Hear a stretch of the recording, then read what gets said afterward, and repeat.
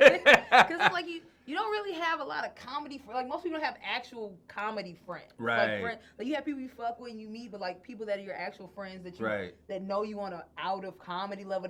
That's fucking dope. Right. Like, and it's always sad when something happens to those people. You're like, why can it be that bitch that I don't like that much? It's always the good people. Because in comedy, you kind of meet in the middle of the relationship. Yeah. It's like whoever you are, like all the baggage don't work, but we can connect right here. Mm-hmm. But like once you become friends and all the other stuff gets pushed into it, then you're like, oh shit, we're all fucked up. Exactly. So I know it's already the middle of the conversation. Yeah, it's But already. welcome to Bedtime Bitching with Roxy. I am here today with one of my favorite just people in general. Like he's been a mentor to me. He's just an amazing fucking comedian. He's hilarious. Mr. Billy D. Washington. Hey, what's up? OG. You know what OG is, right? Original gangster. Original geek. For real. So y'all taking this geek stuff, y'all acting like it's brand new, man. I got the broken bones. You were a geek when that shit wasn't cool. I was a geek. I'm original glasses. These glasses ain't fashionable. I mean, hey man, when glasses weren't even in, I was wearing glasses. Oh really? I didn't feel like doing all the makeup. Yeah. I feel like I have to confess that now. So anytime you see me with glasses, I will admit they are not real. They're usually because I'm lazy. Yeah, unless of course you acquire an astigmatism. I have 20/20. Right. I have perfect vision. Okay. I do not. If I took these glasses off, I'd be talking over here somewhere. So how did you enjoy that? Yeah. But original, man, I had big feet before they were popular. I was like this kid, man, with like this big platypus feet. I mean, I would get teased for everything. Damn. It's kind of how I got into comedy. Seriously. Really? So you were bullied. Well, no, I wasn't a bully, but like I would always be able to find this thing like to talk about people. Mm-hmm. I'd always be able to talk about people. Find that one thing about them that would embarrass them. They used to bully you. Oh, okay. Oh, and man. then you used that as like y'all got me fucked up. I used that as my creative juice to go, yeah, you talking about my feet, but what about your old cockeyed mother? I mean, shit. And even if their mother wasn't cockeyed, because sometimes they're not cockeyed, but it's just like from a certain angle. You ever know them people? Yep. Like straight ahead is cool, but if you see them from the side, it get kind of a little wild eye. You know, so it'd be like, you know, I would find that one thing about them till eventually, I'm not even making this up, till eventually I would have people to come with me, they go, hey man, such and such is fucking with me. Can you find something, nigga, what can I say about them? And I go, okay, well let me study them for a second. And I figure out whatever it was, and then the next thing you know, it would be a thing. So people knew I had a reputation in, you know, from elementary through high school for just being able to talk about people. Like I would give people nicknames that have stuck with them to this day. Oh, really? I had this one dude, his name is Anthony Taylor. I love this dude, and I think he doesn't like me because I think he thinks that the nickname I gave him was some form of bullying because everybody called him that, but then he started calling himself that. So it doesn't count. To a point where he got it stitched on the back of his jacket. Wait, what's the nickname? Well, he had, you know how when babies... You're already laughing and it's a baby, so I know it's fucked up. So you know how some babies, like when they lay on you keep them on their back too long, like they have the back of their head be flat. Oh yeah. Yeah, so he had one to deal with, I guess his parents, you know, had the back of his head, it was flat, so I called him nigga Skillet. So he was called Skillet, and then the name just caught on, so everybody around school was calling him Skillet because his head looked like a skillet. That's a dope nickname. Yeah, right. So, hey, Skillet, what's up? So they love Skillet. But I heard, like, after we graduated and stuff, like somebody told me, he was like, hey, man, you know, Anthony, you know, he holds animosity against you because you labeled him this nickname that has some sort of emotional effect on him. And if I ever saw him, I would apologize. I mean, just like but I wouldn't bully him because I was dude getting beat up too. But it was just like it was an affectionate nickname. It was Skillet. It wasn't flathead ass nigga. That would be different. It would be like, no, your mother didn't kept you on your back your whole time. It was, you know, it was what I saw. So he identified with it, and you know, that it is what it is. So, but yeah, man. So I'm an original geek. You know, original. I'm still laughing at Skillet. Skillet, because I'm just picturing people yelling at the, hey, go Skillet. That's a dope ass. Yeah, he walked down. I mean, when he graduated, even his family was calling him. Coming across the stage, Anthony Taylor. Everybody's like, Skillet. Oh shit! It's always weird, like, cause I've had somebody that said that I was bullied, so I was bullied as well. Like I used to. I think a lot of us were bullied because we were weird. You know, that's how you kind of learn how to be like observational and kind of look at stuff differently. Because, like you said, you're looking for this thing. I was bullied too, but I had somebody like 2 years ago, this chick said that I bullied her. Mm-hmm. I was like, bitch, I did not fucking shut the fuck. You said something to me, and what I said was funnier. Yeah. That's what it usually is. It's not that I was bullying you. The thing I said was funnier, and it stuck. Because I had everybody calling her Miss Piggy. Right. But she was talking shit to me, and she legit did look like Miss Piggy. Yeah. And I did the noise and the voice and shit like that, and everybody laughing. And I'm doing it. And people laughing. Wait, now do it again. Oh, Piggy.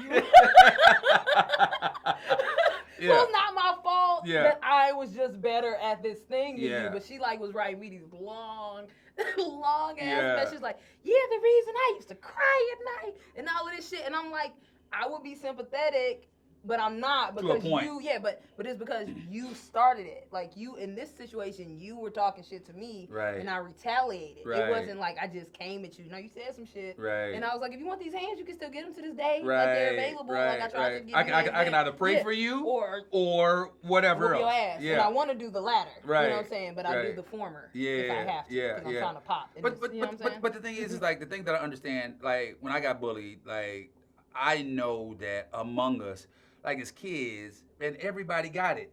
Yeah. Everybody got it. Legit. But the fighting part was the thing that took it too far. Yeah. Like for me to call somebody a nickname that was pretty innocuous, you know. Yeah. It didn't have any. If somebody called that dude Skillet, like if somebody heard, he probably got hair now. He's covered up the flat part of it. Oh, it was bald too. Yeah, it was bald. So he probably got hair. So you know what I'm saying? But like I would love to, like in a situation like that, because this dude was a friend of mine. I'm sorry. But I'm pretty sure he called me some stuff back in the day too, but it just didn't stick. Yeah. Because they just called me Silly Billy, Bean Dip Billy. Bean Dip. Just so stupid. Like corny shit. Yeah, corny stuff. You know, I get Billy D. Williams my whole life, and that's the only time I really get it's infuriating. It's just annoying. Because it's never original. Like if somebody does something original by Billy D. Williams, then that's cool. Yeah. But just man, you want to drink a Coke 45? Yeah, I'll take a Coke 45 and show it. But then like the thing you're bullying me about is dope. Like he's a dope person. How are you gonna bully me about something cool? Right. And see, but the fighting part was the part, and that's like the real deep-seated OG comes in because I get chased home from school. But you said something. You said something like super important earlier that I think is crucial for the development of black comedians is being observational. Yeah. You know, I know we've discussed this before. You know, when I came up, man, it's like comedians basically had, 5 different subjects that they could talk about. You know, they talk about, being poor, what that was, talking about being ghetto. Yep. Talking about sexual, like eating coochie. Coochie. Yeah, and coochie. you have to say coochie. Yeah. It's always coochie. You got to say coochie. You cannot say pussy, vagina, no, it's coochie. No, it's always coochie. But they had like 5 things that they would recycle and pretty much make them their own. Well, I was observational. You know, there was just stuff that I wanted to talk about that I thought was funny, that they thought, well, you're trying to be this way, trying to be that way, and whatever. But the thing is, it's like that's something I see. But I think that we have the responsibility. Well, I'm not going to assume that you believe this. But I probably do. But I think that we have the responsibility to expand the knowledge base of black comedy fans. We need to. Just so they'll know that everything isn't just physical comedy. Everything just isn't coming up dancing and whatever. Fucking the stool. Right. Stop fucking the stool. I'm so sick of motherfuckers. Fuck the air. I have a sex joke and but it's because it's part of the joke. Right. A lot of times it's not even part of the joke. Yeah. You don't need it. I'm sorry, I just got so angry. Yeah. You don't need, stop doing it. It's not new, it's not original. It makes people uncomfortable. Right. And then the stroke is whack as fuck. Stop fucking the stool. I'm so tired of it. But that is something. So like when I first started, I was trash. Sure. As usual. But I did it for like 2 years and then I quit. And during that time I quit, that's kind of when I came back and kind of did. I was like, I'm going to talk about shit that I think is funny because I'm sick of hearing comedians talk about the same shit. So I want to talk about something different. And so even when I talk about sex, I try to talk about it in a way that's different, or maybe they haven't heard it like that before. I think you told me that you really liked this. It was something about the pink penis and how I was comparing it to like food and how like saliva and like how pink doesn't create saliva. Like I try to incorporate like actual facts and like knowledge and stuff that you can study within my comedy because I'm like, I want it to be funny, but like I do want, and it sounds cliche, but I do want people to learn. I do want you to come in here with some other kind of knowledge that you didn't have, or else I feel like I wasted your time. Right. Like you sat here for an hour, I did an hour, and you left exactly. You didn't feel anything. You didn't learn anything. You laugh and then you forget about it. And right. Because because we are the most popular orators.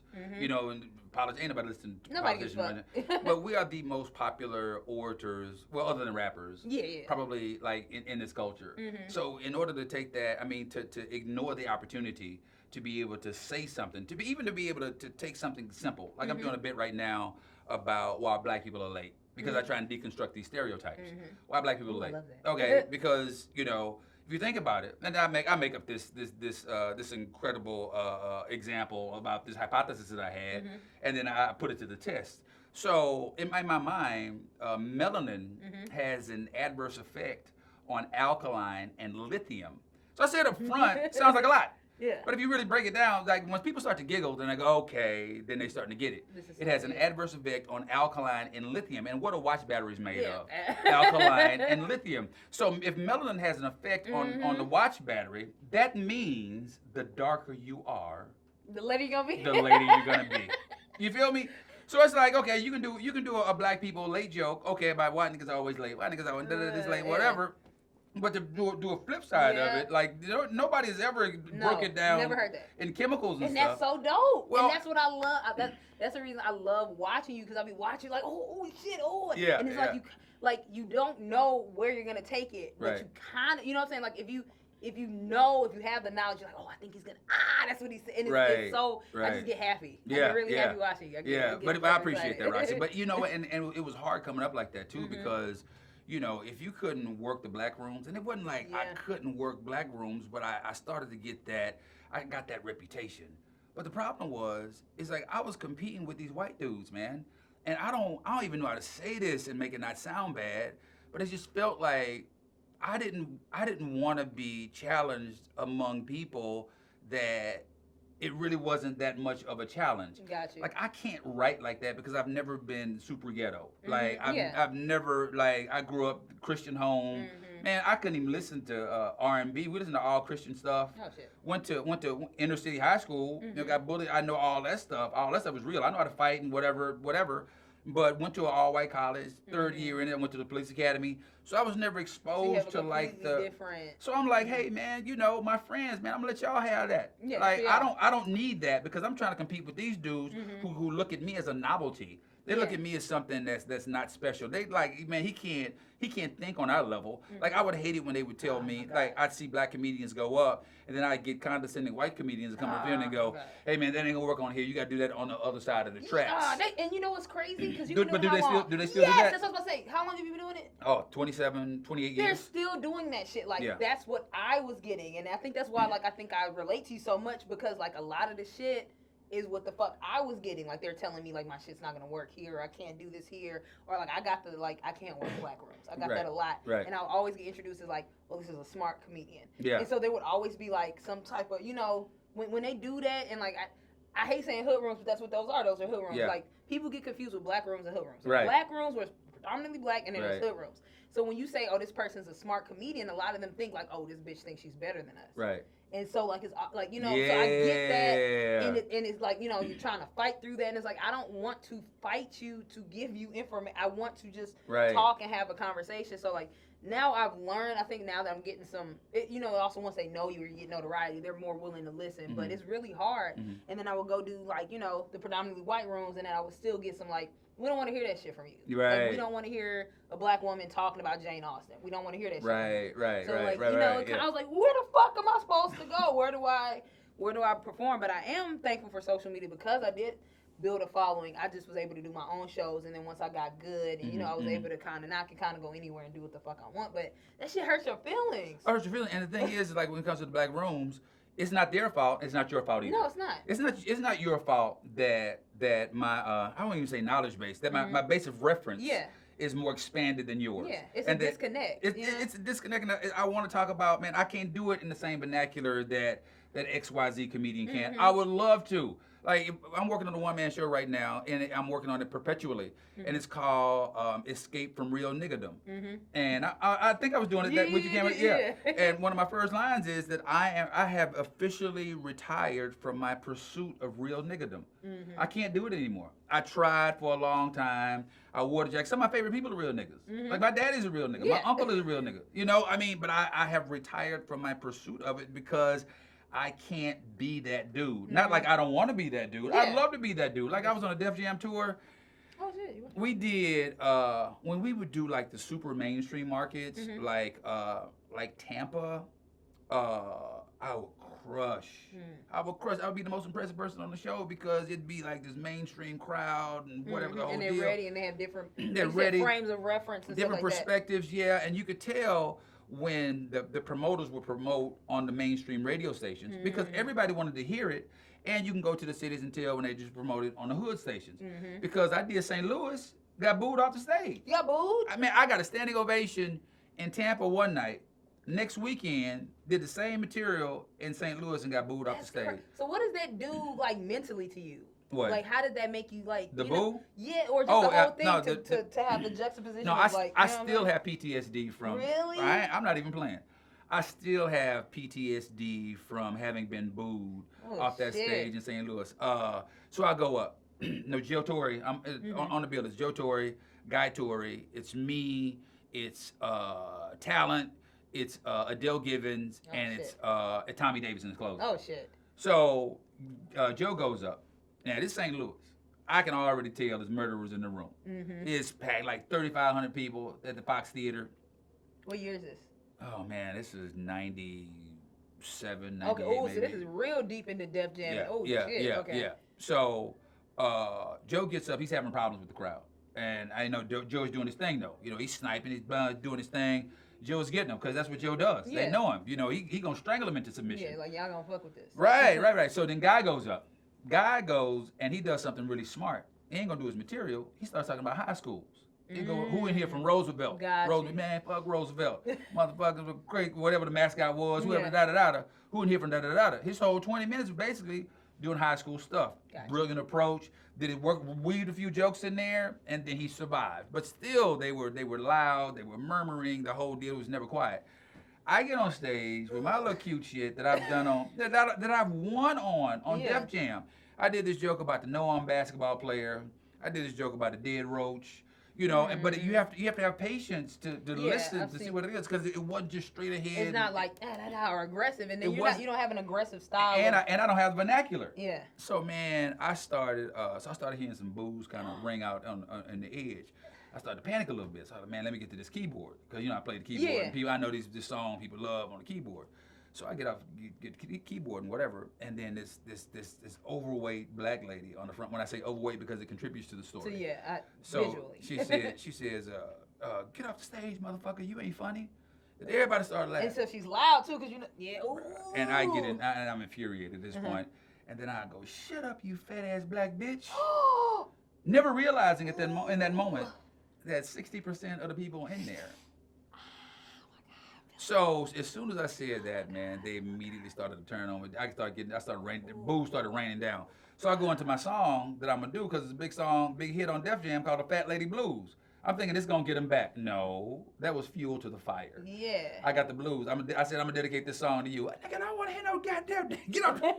Oh my God. I got the blues. I got the Fat Lady Blues. Man, they started booing. I mean, and it's one thing to get booed by 200 people, but when you see hearty disdain from 3,500 people. 3,500 people? 3,500 people. It still stings me to this day. But in Joe Torre's offense, Joe came back out. Joe said, he said, man, fuck y'all. He's like, man, that's why don't nobody want to bring them to St. Louis because y'all niggas is too ignorant. He's like, man, this nigga is an artist. He not only has he been on Def Jam, he started rolling off some other one of my credits. Like, man, this is a quality comedian. He's an artist. If you motherfuckers don't act right, we gonna shut the show down right now because they had been like animals rowdy the entire time. The whole time, yeah. So then Talent comes out. And Talent is amazing anyway, and he was gonna kill anyway. He didn't even need Joe's bump. He was gonna do well anyway. You know that is the mouth thing, and when this go, I go. So Talent comes out and kills. Paradigm shift.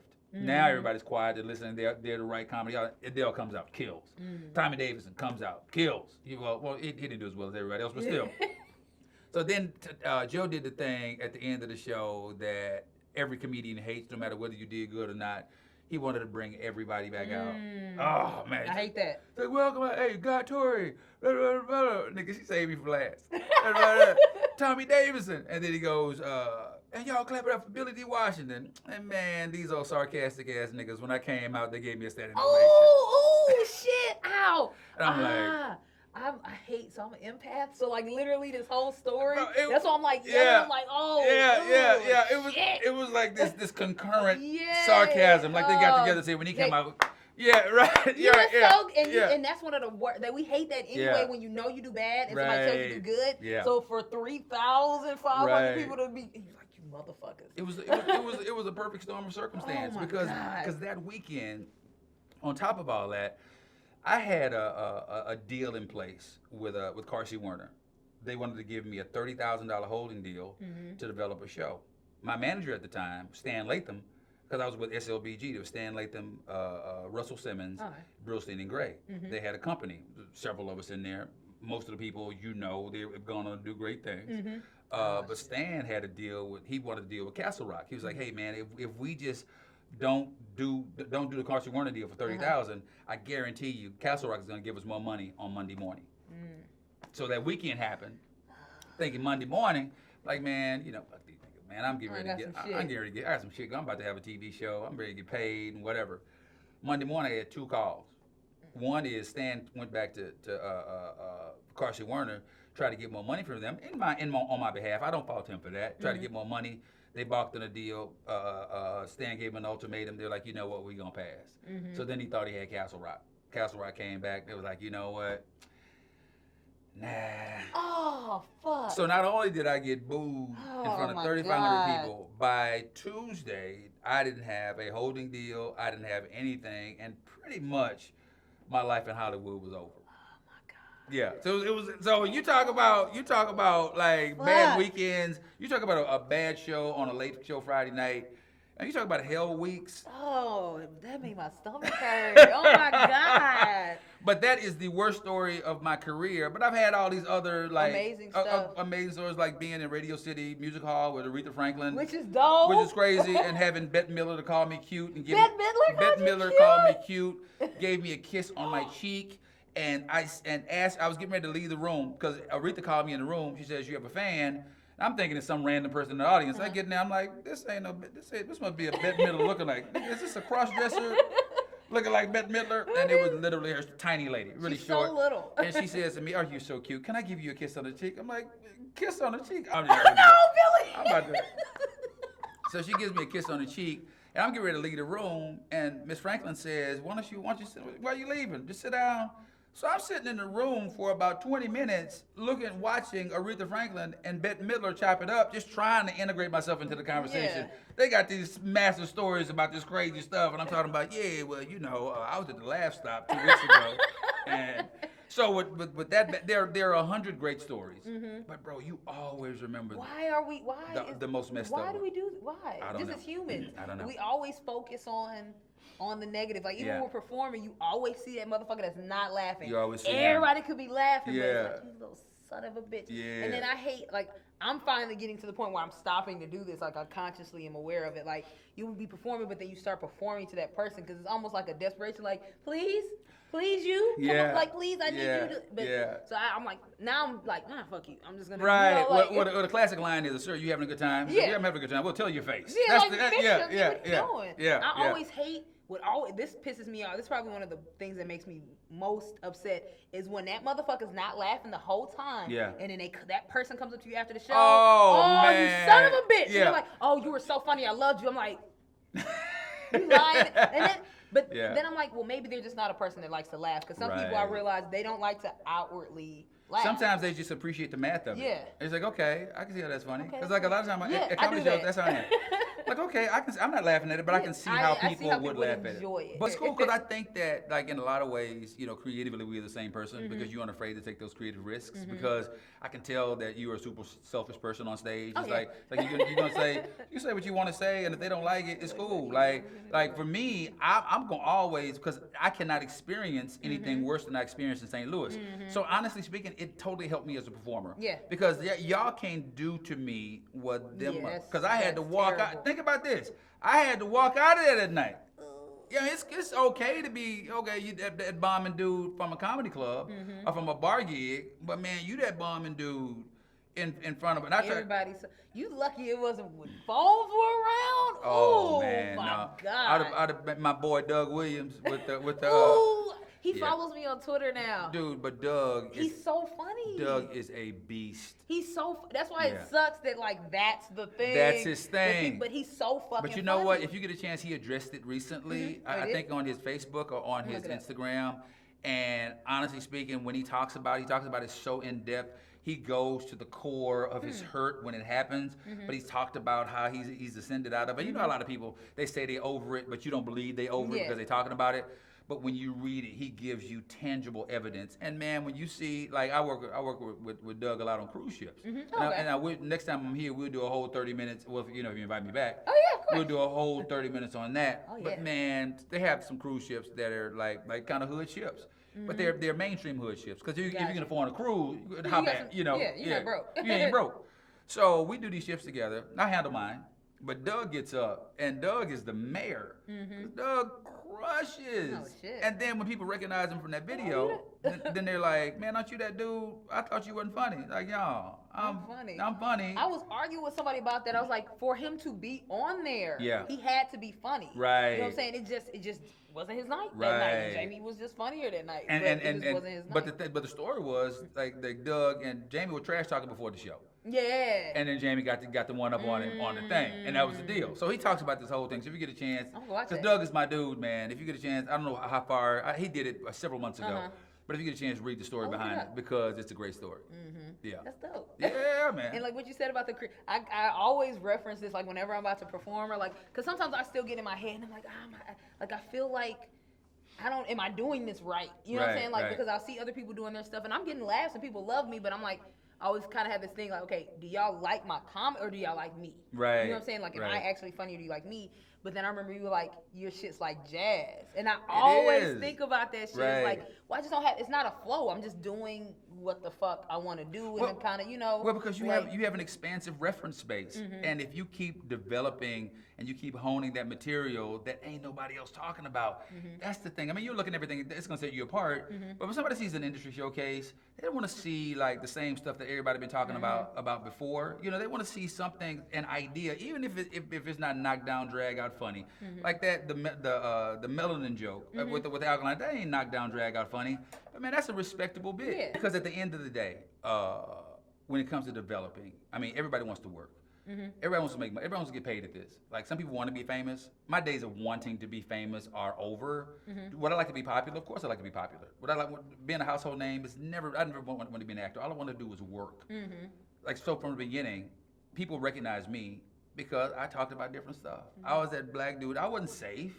I wasn't, this is black dude who's trying to be white so he can work for white rooms. And I hate that shit. Because I don't want to, it's one of, and I'm getting over that. Because I used to want to be like, no, I love us. I'm so pro-black. I'm so about the culture and us as a people. But I had to be like, fuck it. If you don't think that, then you just have to think what you think. Like, there's no way. And I'm not going to force that. And it sucks. Isn't this the only occupation where people look down upon you for thriving in a white-driven area? It's fucking ridiculous. Anywhere else, they're like, oh, you're doing well. Yeah, you get the same dude that would talk trash to you about working in an all-black room. In the same conversation, he'll brag about him being the only black dude in the office. Yeah, and it's like, why are you happy about that? Why are you happy about that? But you're judging me for. And it's like, I just go where they pay me. But that's the thing. It's like there were far more places to work if you could work mainstream than there were. I had a family to feed. I've always had a family in comedy. So it's not like me too. I got a daughter. So it's like, I'm gonna go where they paying me. It's not just like willy-nilly, I'm going for some vanity stuff to get some drinks and some coochie and whatever. Never been me. People know they ain't never been me. And here's another thing that makes me mad about that when they say you're doing white rooms. It's like, I'm doing mainstream rooms. There are black people in here. Right. Like, so that makes me mad. You're saying that black people can't afford these tickets? Yeah, Like, there's black. Most of my audience, and just even my fan base, is black. Yeah. It's like 98% black. So that all that just kind of makes me mad. And I Yeah. try not to, like, internalize it. But I, you know. Yeah, because sometimes you want to, when you be in front of like an all-white situation with a few black people in it, like, you can almost see the pride beaming, especially older black people. Oh, they love it. Like even if they don't get it, like I got this whole block on my new CD coming out. It's called the Washington Post. It'll be out later on this month on 400 platforms all over the world. I will definitely be sharing it. But I have this whole block about the word nigga, and I love doing it in front of all white people. Because I do it unapologetically, and I don't do it in the way that kisses up to them. Yeah, I break down what it means, and then I add a punchline to it, which is cool. And I see black people in the room, and even if they don't laugh, they're like, yeah, motherfucker. And those are the black people who I want to be fans. Yeah, people that get it and they love you and they understand, and they're like, I fuck with him. Yeah. If you don't like what I do, hey man, it's not your fault. It's not my fault. And it's not my fault. It's a disconnect. It's just a disconnect. It's whatever it is. I'm gonna start saying that. That's what's up, man. That's our shit. I'm sad because I want you to be here longer. Hey, we can do it again one day. We wrapped up. You're definitely coming back because, like I said, you're one of my. I just love talking to you. Yeah. You didn't tell them that, but we just be up talking shit. And we hit it off immediately. Yeah, I don't need. Yeah. And we be doing these late nights for your viewing audience. We be doing these late night messaging sessions. Like I love talking comedy. Yeah, it's talking shit about people just a little bit. But and then like I'll have a joke that I know I can't do, and then I hit you with it. Go, hey. It was one you gave me that I actually used. Oh really? Yeah. I don't remember which one. But then we took it. I think I had been drinking, and you were we just for an hour just tags and man, I was on the other end crying, and we had all kind of emojis. Yeah, so it was funny. And it was like that was the night my daughter was like, "Shut up," because I was just like.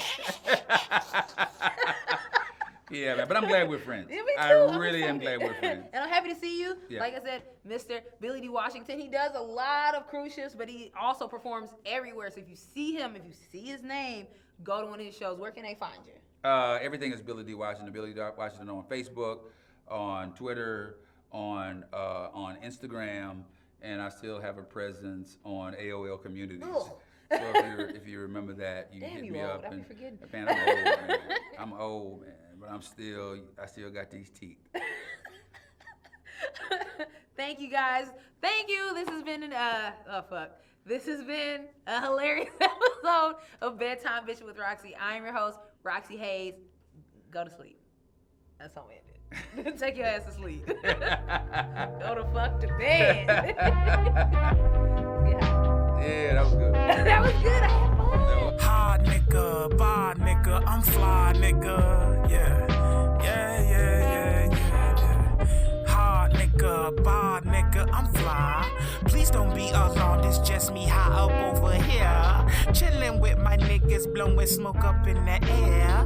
Do not give a fuck about what you wear. Leave your panties over